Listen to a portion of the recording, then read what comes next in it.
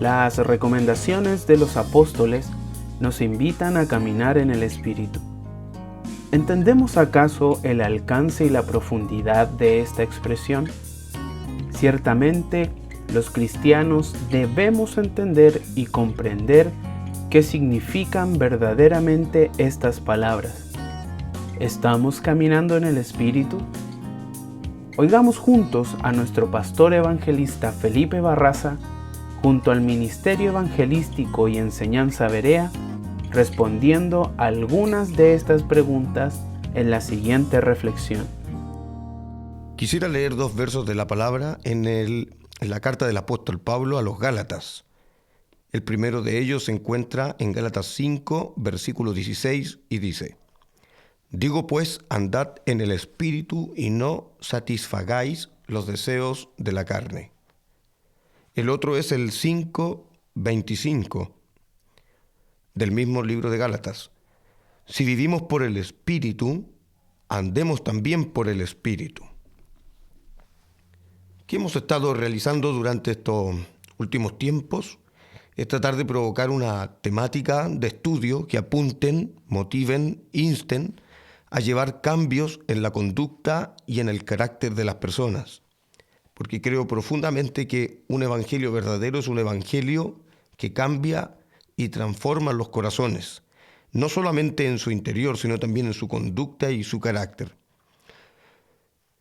La carta a los Gálatas es una epístola fenomenal, escrita por el año 50 aproximadamente después de Cristo por la pluma del apóstol Pablo, muy probablemente desde la ciudad de Antioquía en Siria, a la comunidad cristiana, a las iglesias en la provincia de Galacia.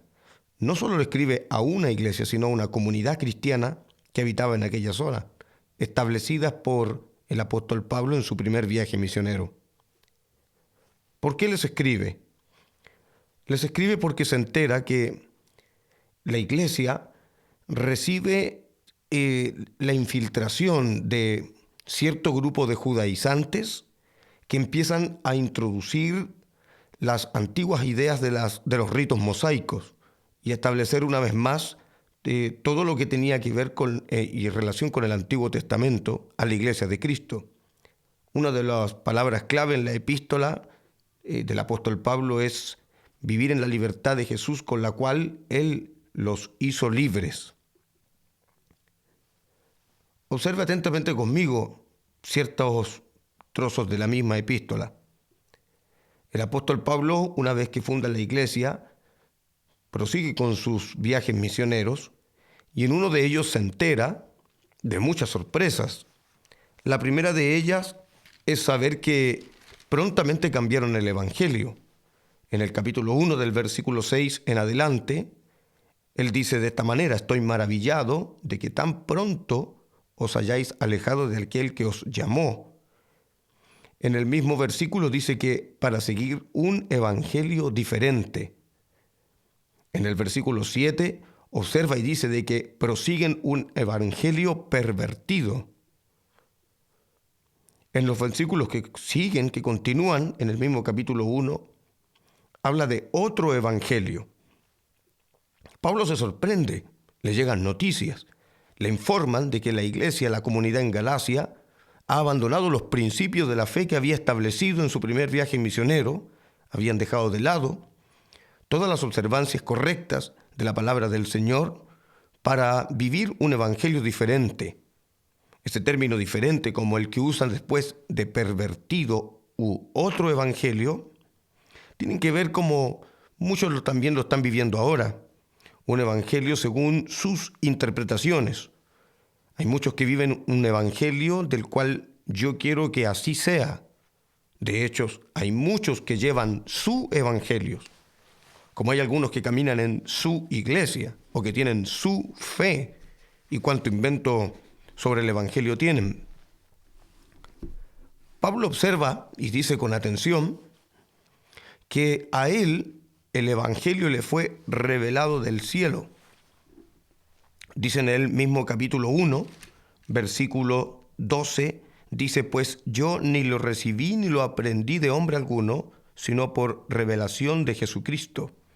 En el versículo 13 dice, porque ya habéis oído acerca de mi conducta en otro tiempo. Pablo no anuncia un evangelio según interpretaciones. Pablo anuncia un evangelio verdadero. Es verdadero por dos motivos. El primero, porque le ha sido revelado. Y el segundo, porque cambia su conducta. No es solo un evangelio revelado, no es solo un evangelio de palabra, no es solo un evangelio de religión. Es un evangelio que transforma la conducta. Él dice en el capítulo 1, versículo 13, ya habéis oído acerca de mi conducta en otro tiempo. Creo que hay muchos no pueden aseverar lo mismo. Y observe bien en los versículos 22 y 24 del mismo capítulo 1. Y no era conocido de vista a las iglesias de Judea que eran en Cristo. Verso 23. Solamente oían decir, aquel que en otro tiempo nos perseguía, ahora predica la fe que en otro tiempo nos asolaba. Y el verso 24 es aún mayor. Y glorificaban a Dios en mí.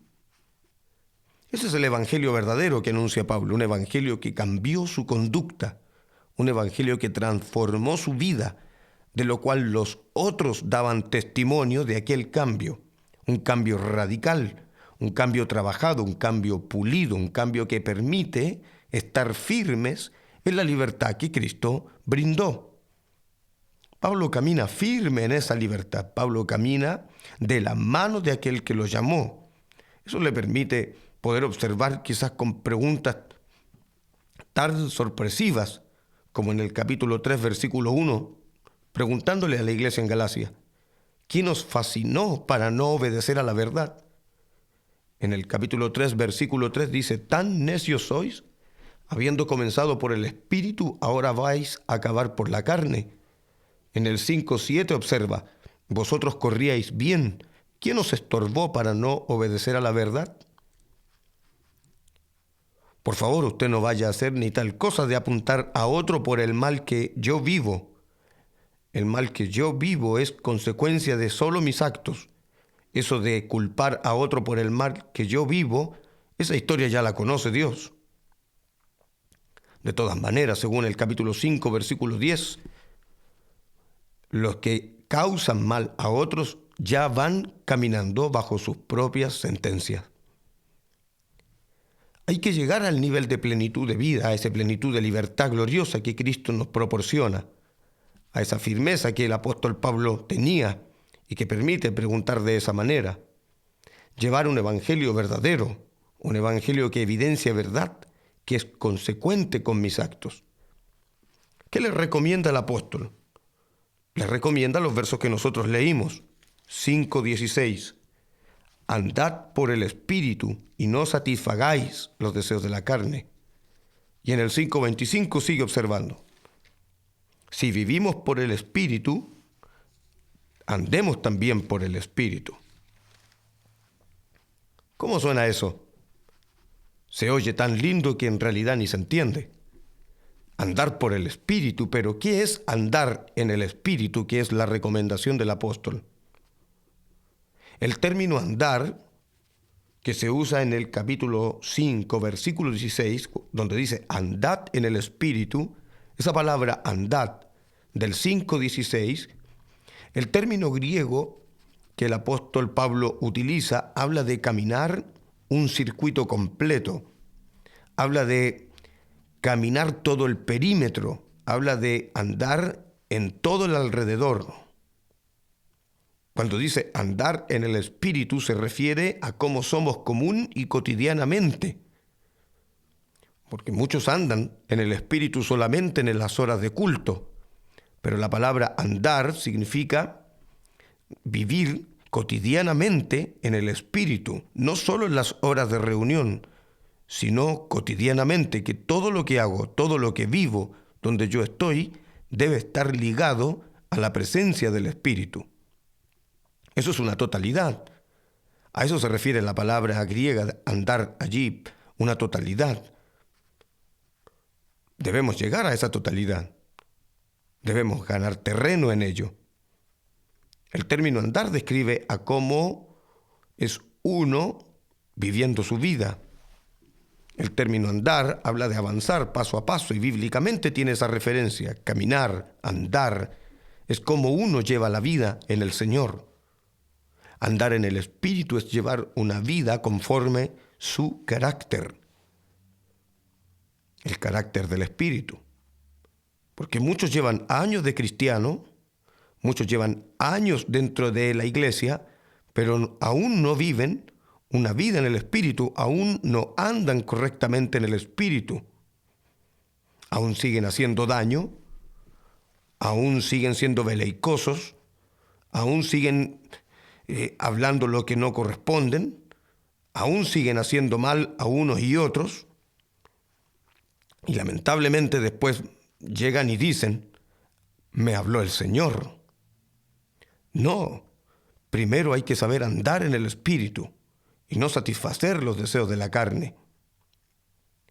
El 5:25 enseña de otra manera, dice, andemos por el Espíritu. Si vivimos por el Espíritu, andemos también por el Espíritu. En el 5:25, en el término andemos, el apóstol Pablo usa otro término griego. Y esa palabra denota una manera formal de caminar. Él está viendo cómo desfilan los militares, él está viendo cómo marchan los que están en la milicia. Dice, andemos por el Espíritu, llevar una manera formal de caminar. Es llevar un estilo de formación, una marcha militar. Al decir andemos también por el Espíritu, está diciendo andemos también en el orden del Espíritu.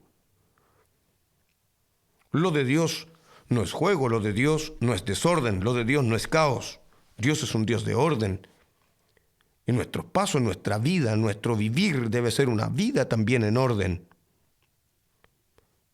Me gusta porque dice el término griego asociado al término andemos en el 5:25 habla también de conservar el paso. Él está viendo, recuerde, una marcha militar, el paso de aquellos que desfilan por la milicia, y nadie camina desordenadamente, todos lo hacen bajo el ritmo.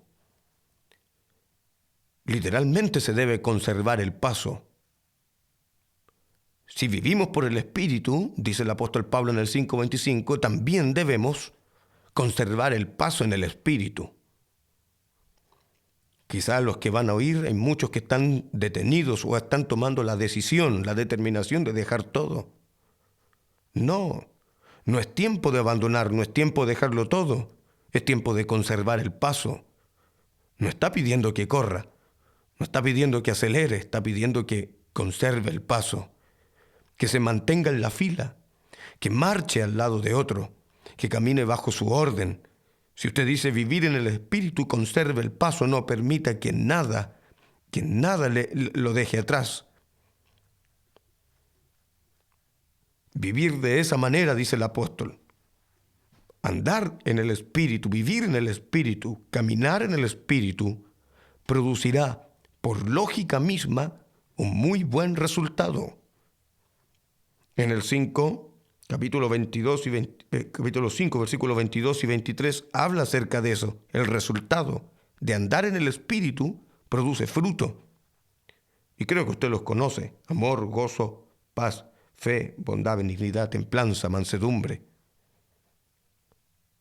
Producirá un resultado. Por lógica propia, andar en el Espíritu producirá un resultado.